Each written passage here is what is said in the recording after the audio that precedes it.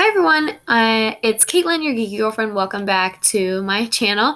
And today I'm going to be doing a book review in my Bookie Babe book review series for you guys. And this book I was so excited to read. It has been highly recommended to me by several people, college friends, co-workers, people on my Instagram page. Has said, you've got to read this book. And that book is Looking for Alaska by John Green. This book did win the Pritz Award for Excellence in Young Adult Literature. This is a book that a lot of high schools are reading. I know drama clubs are using it for monologues and things like that because my own brother did a monologue from this book. And so I was just really excited, and I'm excited to review it today. So let's go ahead and get right into talking about this book. I read this book super fast. It only took me about a week to read it. Once I got into it, I really couldn't put it down. I kind of knew, I had not read the book before, but I kind of knew what it was going to be about just by the cover and the little blurb on the back here. And it's told in two parts, before and after. And so I kind of knew right away that something big was going to happen. And I, of course, after reading all the books that I've read, I kind of knew what to expect.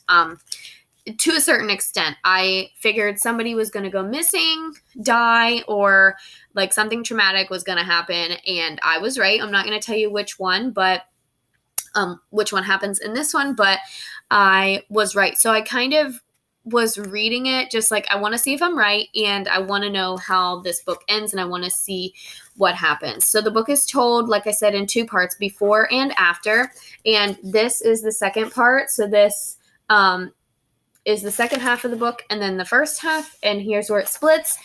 So the book talks about Miles, and he was a typical high school kid, wanted something different, so he decides to go away to boarding school. Away from home. He was living in Florida, and then he goes to, I believe, it's Culver Creek. It's in Arizona or Alabama, some other southern state, but it's not in Florida because he mentioned several times having to fly home, but I can't exactly remember where in the book it is. I read this when I went to Orlando, so it's been over a month or so since I read it. So I can't exactly remember where the school is, but he moves away from home, goes to a boarding school, and the main characters are him, his roommate who goes by the Colonel, and his other friend Takumi, and then Alaska. Those are the main characters. There are some other supporting characters. And Miles immediately becomes very infatuated with Alaska, and hence why the book is called Looking for Alaska. So right away you kind of know that something's going to happen to her even before you read. As soon as you find out that a character is named Alaska, you kind of start to put the pieces together. Now, that being said, I read it very quick. The dialogue is witty, it's sharp, and it kind of John Green is infamous for writing books that follow male leads.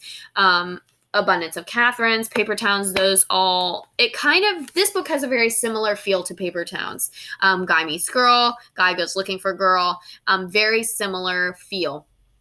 This one I read a lot faster than Paper Towns because I was really wanting that satisfaction of what was coming at the end.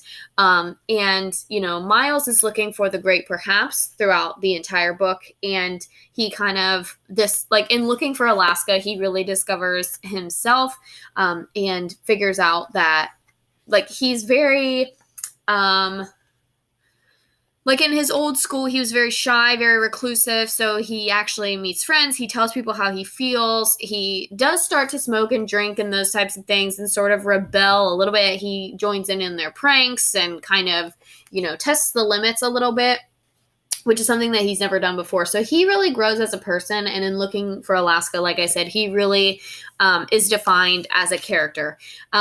This book is really good. It talks about how to handle grief and how to handle a tragedy. Talks about how different people handle that, Miles and the Colonel respectively. They go to a funeral. It talks about how even teachers and educators are affected by things that happen to their students, which I really resonated with.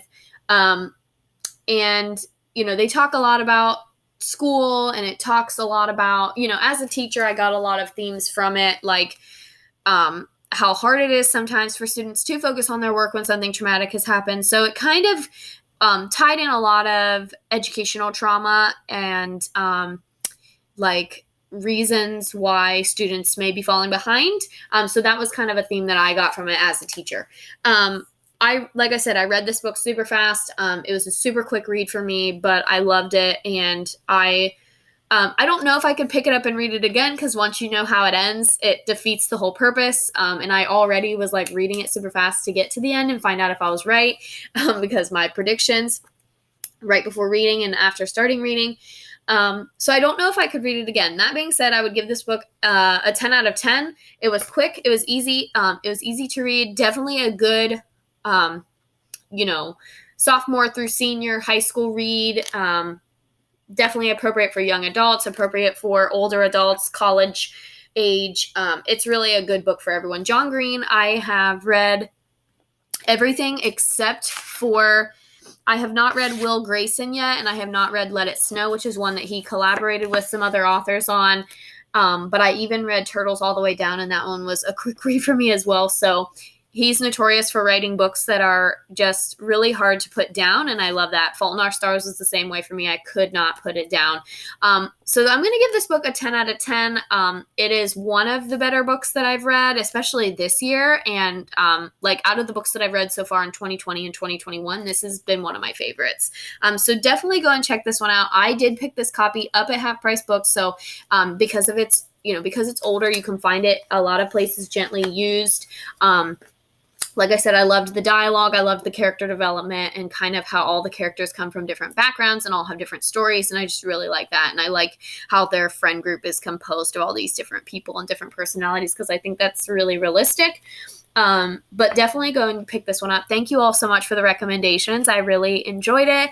And if you don't already follow me on Instagram, go check me out at Your Geeky Girlfriend, and make sure you subscribe and like this video. Let me know what you want me to read next in those comments, and I'll see you guys in the next video.